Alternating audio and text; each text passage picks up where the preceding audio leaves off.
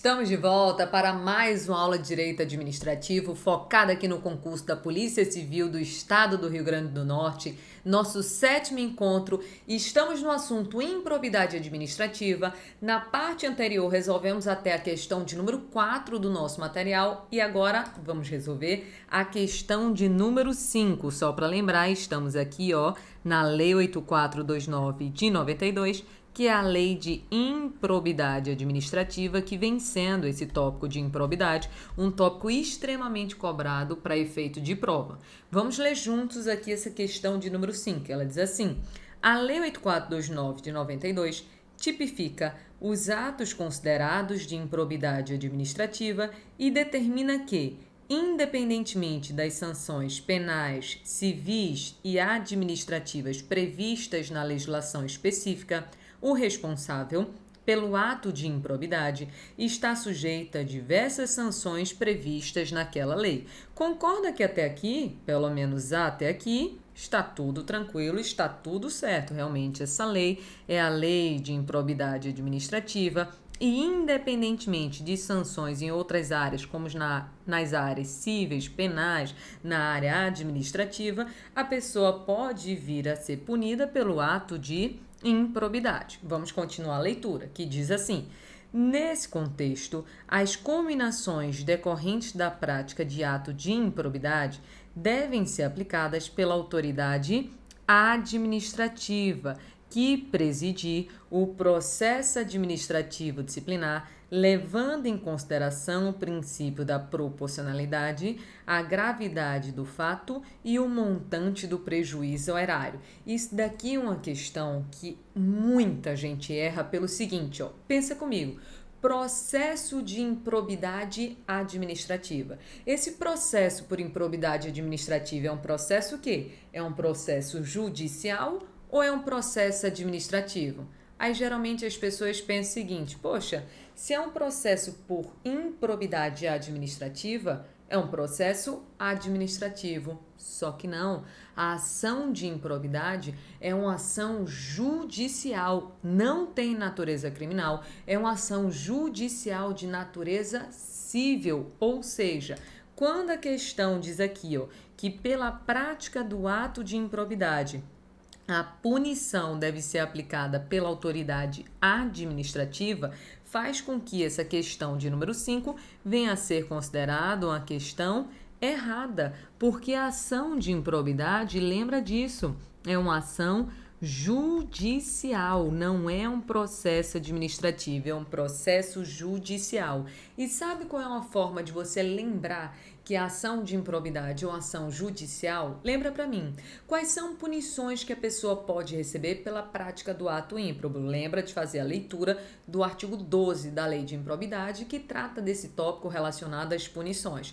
A pessoa pode perder a função pública, pode ser obrigada a fazer o ressarcimento ao erário, pode ter decretado a perda dos bens e valores acrescidos de maneira ilícita, pode receber uma multa, pode ser proibida de contratar com o poder público e pode também, por exemplo, receber a punição de suspensão dos direitos políticos. Aí pensa comigo, pode um chefe suspender os direitos políticos do subordinado? Não, porque essa punição de suspensão dos direitos políticos só pode ser aplicada pela autoridade o quê? Judicial. Então, só para poder confirmar que aqui a ação de improbidade e as sanções decorrentes da prática do ato ímprobo não são aplicadas pela autoridade administrativa, vão ser aplicadas pela autoridade judicial. Por isso, questão de número 5 é uma questão que se encontra errada. Vamos aqui à questão de número 6, também de improbidade, que diz o seguinte: João, servidor público estadual, foi acusado em um processo penal da prática de crime de corrupção. Ou seja, está existindo um processo penal contra determinado servidor, dizendo que ele praticou determinado crime. Continua e diz: paralelamente, ele passou a responder pela mesma conduta a um processo administrativo. Primeira pausa. O servidor pode sofrer um processo penal, um processo criminal, mais um processo administrativo pela prática do ato de corrupção? Sim. Professor, isso é bis in idem? Não, porque são esferas diferentes que vão analisar, apesar de a irregularidade ser a mesma prática de corrupção, mas vão analisar essa prática tanto na esfera criminal quanto na esfera de irregularidade administrativa. Aí a questão continua e diz que vai existir um processo administrativo sob a alegação de que ele praticaram infração disciplinar.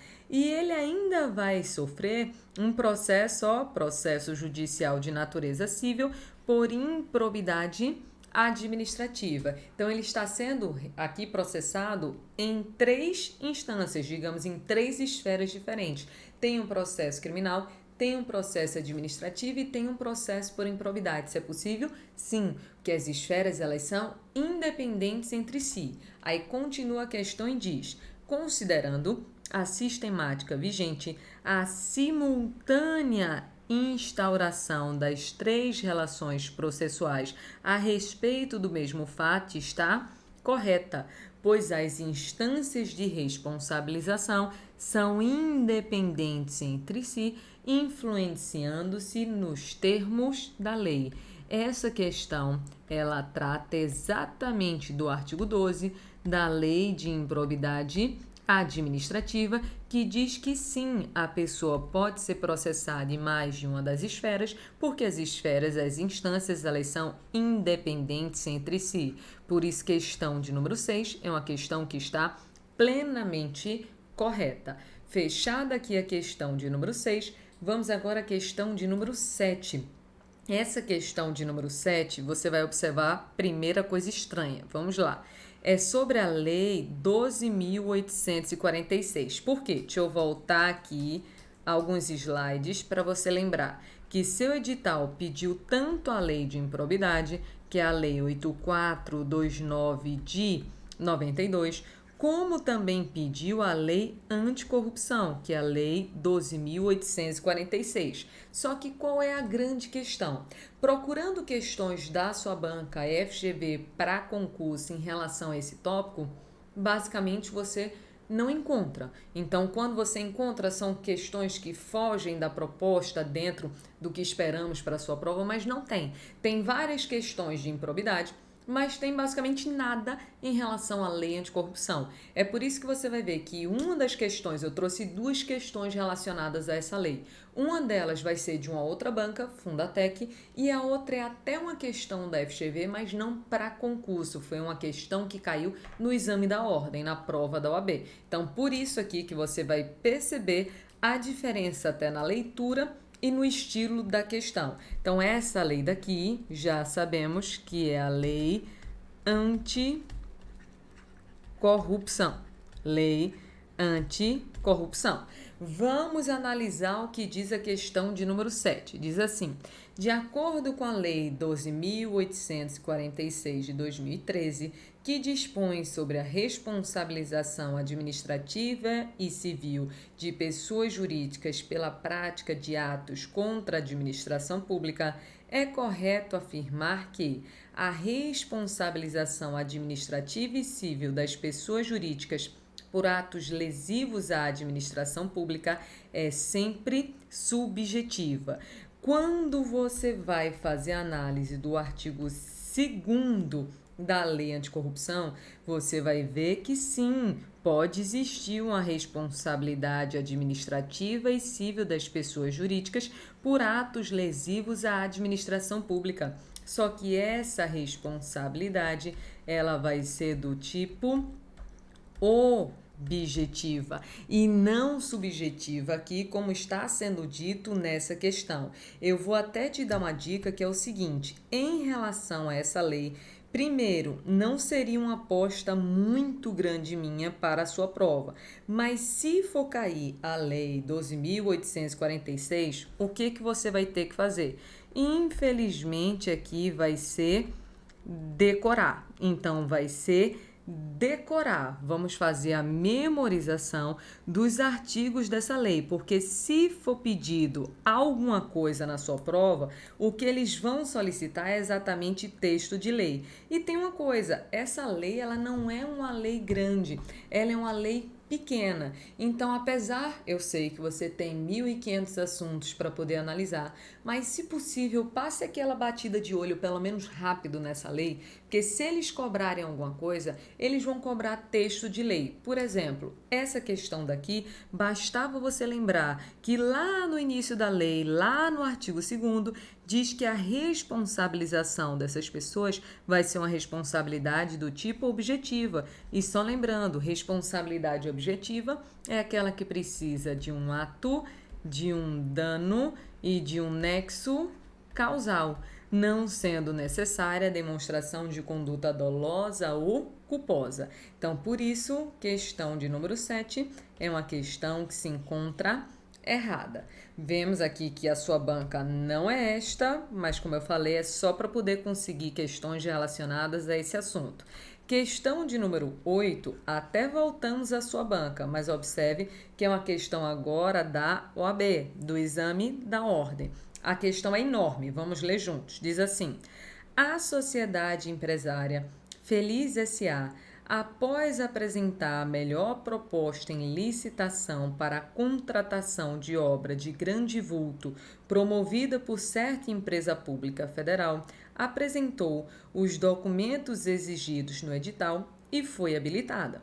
Este último ato foi objeto de recurso administrativo, no qual restou provado que a mencionada licitante foi constituída para burlar a sanção que lhe for aplicada, já que se constituíra por transformação da sociedade empresária Alegre S.A. com os mesmos sócios dirigentes, mesmo patrimônio, igual endereço e idêntico objeto social. Ou seja, teve uma fraude aqui. Eu tenho determinada sociedade empresária que ela estava impedida de participar, por exemplo, de licitação, e para poder conseguir contratar com o poder público, a Alegre S.A. veja virou Feliz S.A., mas com mesmos dirigentes, mesmo objeto social, ou seja, uma fraude. É isso que aconteceu. Então ele está dizendo aqui, ó, que existiu uma fraude para burlar a sanção que lhe foi aplicada. Vamos continuar a leitura. Veja que a questão é enorme. Aí continua e diz: a sociedade empresária Alegre S.A., em decorrência de escândalos que envolvia pagamento de propina e fraudes em licitação, foi penalizada em diversos processos administrativos. Após os trâmites previstos na Lei 12.846 de 2013, que é a Lei Anticorrupção Empresarial,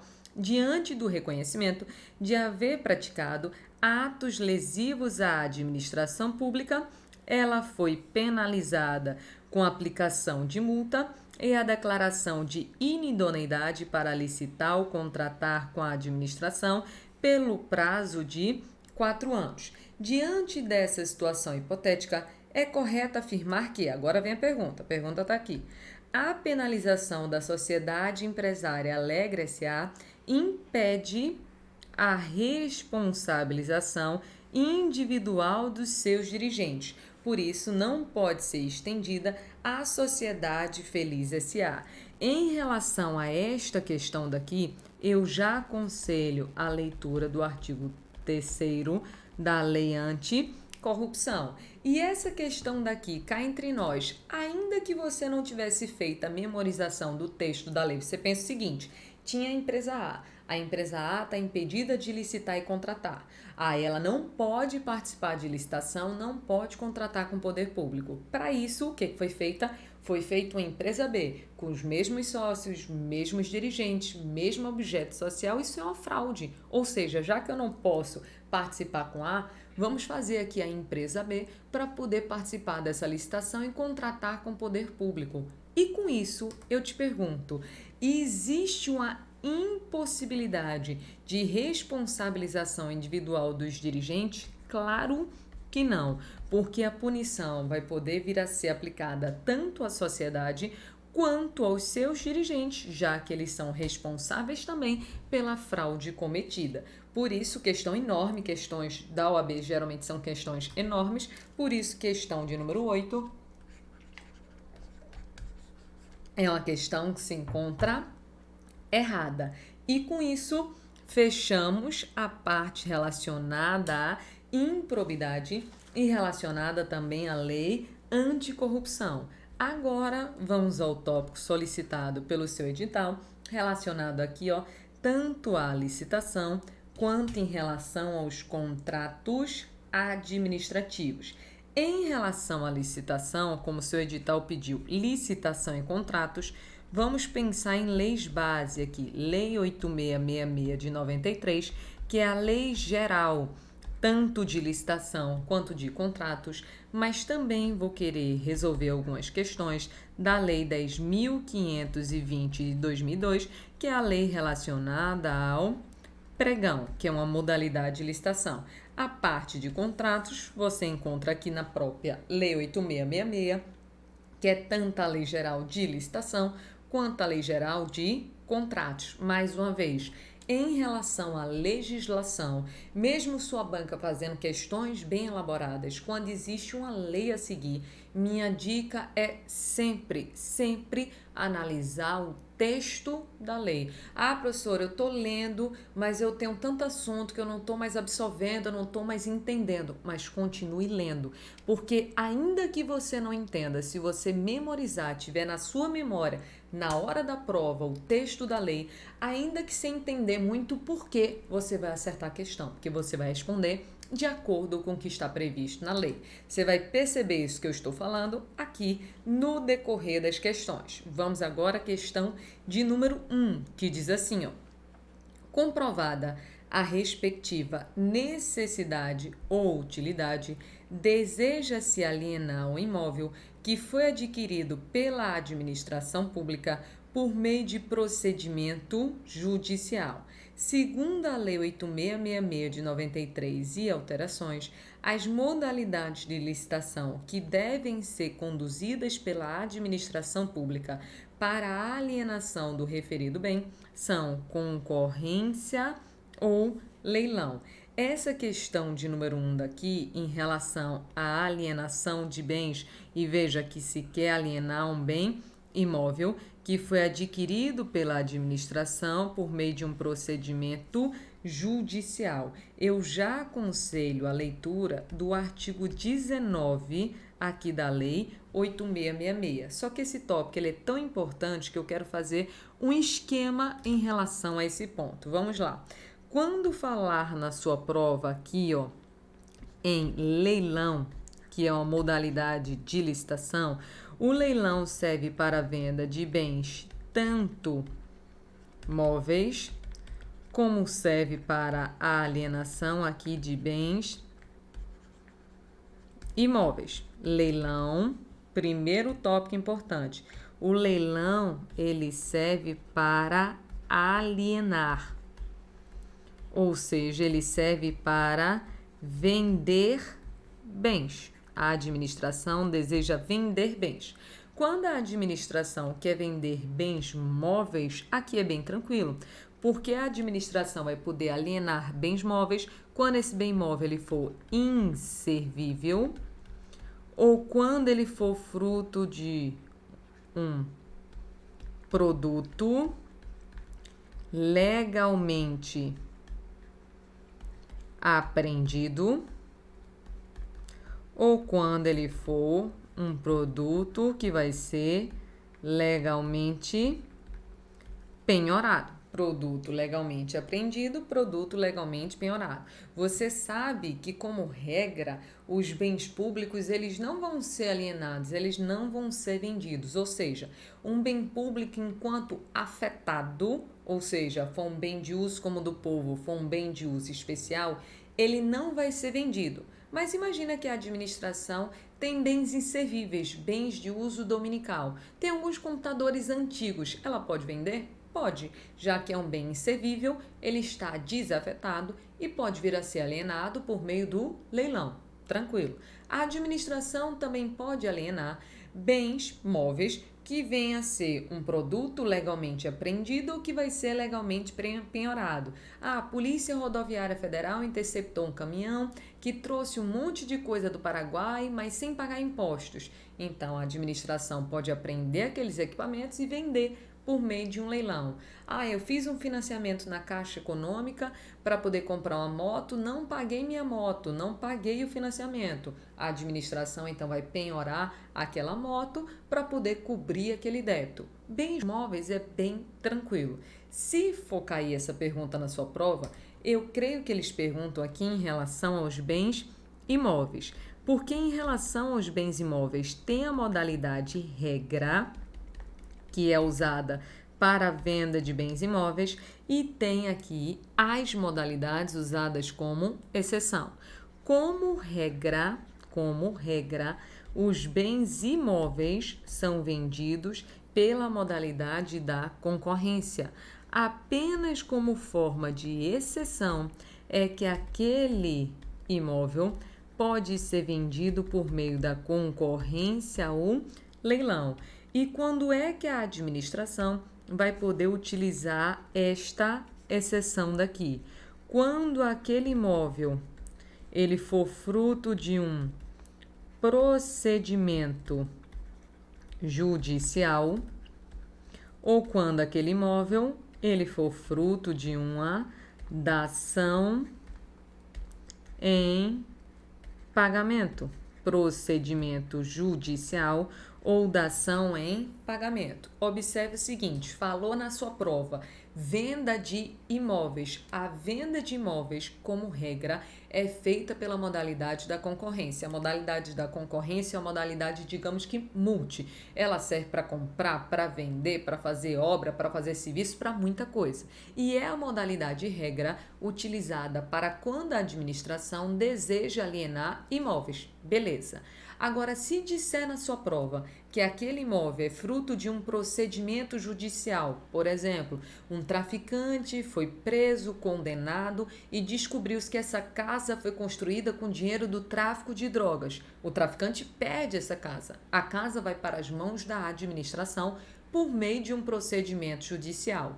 Logo, se a administração deseja vender aquele imóvel, vai vender usando o quê? Concorrência ou leilão. Essa é a primeira situação aqui, ó. A primeira situação em que se pode usar concorrência ou leilão é quando o imóvel é fruto de um procedimento judicial. E a segunda situação, quando o imóvel é fruto de uma dação em pagamento. Em uma linguagem simples, o que é dação em pagamento? É pagar de forma diversa. Eu estou com dívidas perante o município porque eu não pago IPTU.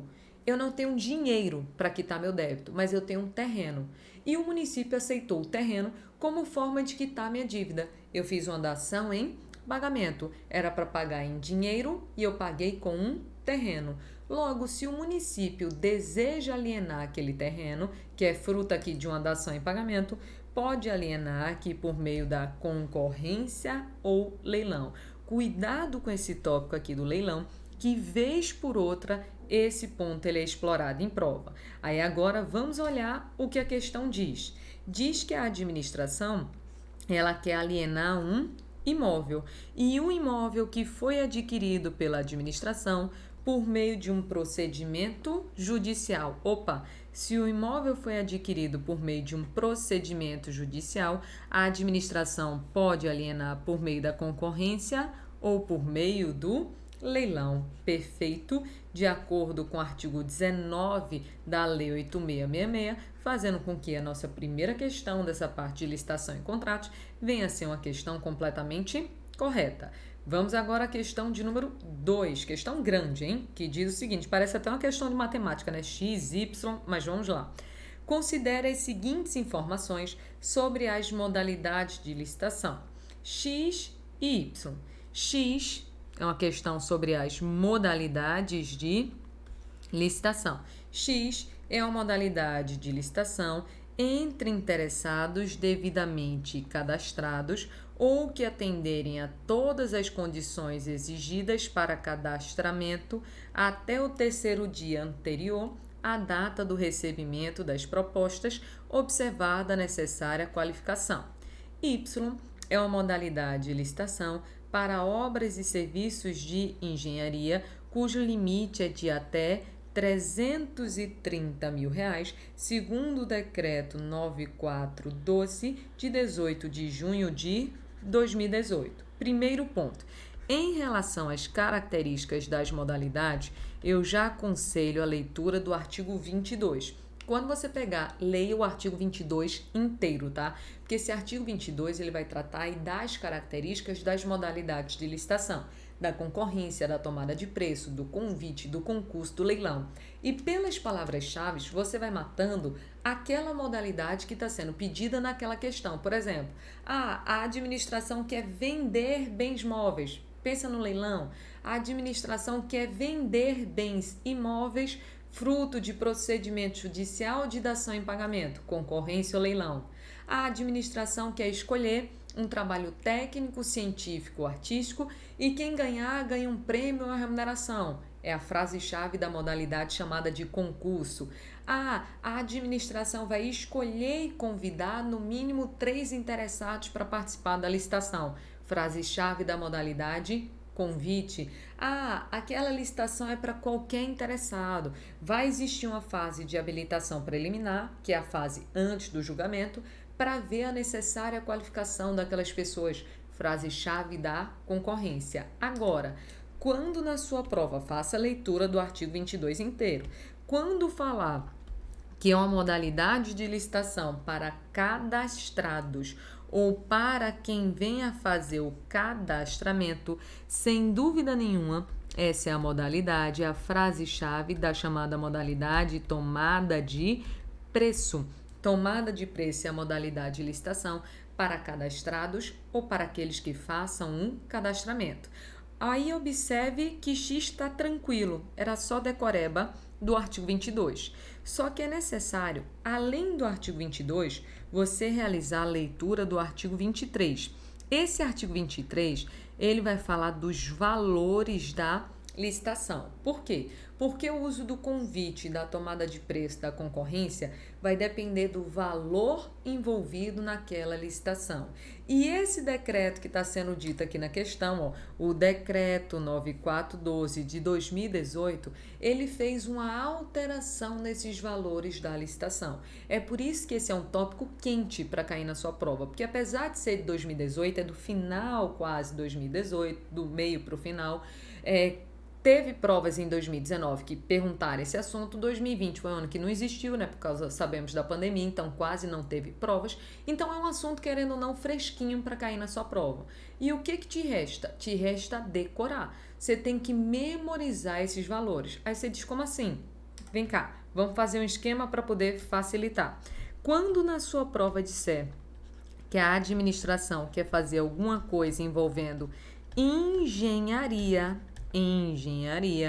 você vai lembrar desta linha do tempo daqui, ó. Você só tem que decorar os valores, porque o resto é fácil. Nesse primeiro tracinho, você vai colocar aqui o valor de 330 mil. No segundo tracinho, você vai colocar aqui 3 milhões e 300. Ou seja, se a administração quer contratar algo referente à engenharia de 1 centavo até 330 mil, qual é a modalidade? Convite. Acima de 330 mil e 1 centavo até 3 milhões e 300. Tomada de preço. 3 milhões e 300 e 1 centavo ao infinito e além, concorrência. Aí, cuidado com a coisa. Se disser, por exemplo, que a administração vai fazer uma obra orçada em 280 mil, convite, a modalidade, né? Tá dentro da faixa de valor do convite. Mas é obrigatório o uso do convite? Não, porque lembra que a administração sempre pode andar para frente. Como assim? Se a contratação está, por exemplo, dentro da faixa de valor do convite, se a administração quiser, vai poder aqui usar a tomada de preço ou a concorrência. Veja que a administração pode andar para frente. Professor, e se a obra tem um valor de 2 milhões e meio? 2 milhões e meio está aqui, ó. Qual é a modalidade? Tomada de preço. Posso usar outra modalidade? Posso. Posso usar o que? A concorrência, porque eu vou poder andar para frente. É sempre possível andar para frente. Professor, e se a obra tem o valor de 8 milhões? Qual é a modalidade? Concorrência. Posso voltar para usar tomada de preço ou convite? Não, porque eu só posso andar para frente, não posso andar para trás. Ou seja, se cabe convite, se eu quiser, posso usar tomada de preço ou concorrência. Se cabe tomada de preço, se eu quiser, vou poder usar a concorrência. Mas se é concorrência, só pode ser concorrência, porque eu só posso andar para frente, eu não posso andar para trás. Observe que essa tabela daqui, esses valores estão lá no artigo 23, atualizados pelo decreto, são relacionados à engenharia. Aí, cuidado que para tudo que não for relacionado à engenharia, a lógica é a mesma da tabela de cima, tá? Só vão mudar os valores. Em vez de o primeiro tracinho ser 330 mil, é 176 mil, ou seja, o convite seria de 1 centavo até 176 mil. E no segundo tracinho seria 1.430.000. Então, aqui, ó, em vez da tomada de preço ser até 3.300.000, para tudo que não for engenharia, até 1.430.000. Só mudam os valores, tá? A explicação é a mesma. Posso andar para frente, não posso andar para trás. Mas a questão falava especificamente aqui relacionado à engenharia. Então, vamos voltar aqui à questão. Disse, a administração vai fazer uma obra de engenharia, cujo limite é até 330 mil. Até 330 mil. Essa modalidade aqui de Y, qual é a modalidade? Convite, é a faixa de valor do convite. Aí observa, a questão diz que X, voltando aqui ao X, que já tínhamos analisado, que é a modalidade de licitação para cadastrados ou que façam cadastramento, é tomada de preço. X está certo. E Y é também tomada de preço. Y não, porque Y está na faixa de valor de quem? Do convite. Por isso, questão de número 2, questão que se encontra errada. Faça a leitura do artigo 22 inteiro, do artigo 23 inteiro, que são artigos importantíssimos para a sua prova. Até aqui tranquilo? Então, vai respirar, vai fazer a leitura desses 2 artigos pelo menos, que na próxima e última parte das nossas aulas, nós fechamos com essa parte relacionada à licitação e contratos. Tchau, pessoal!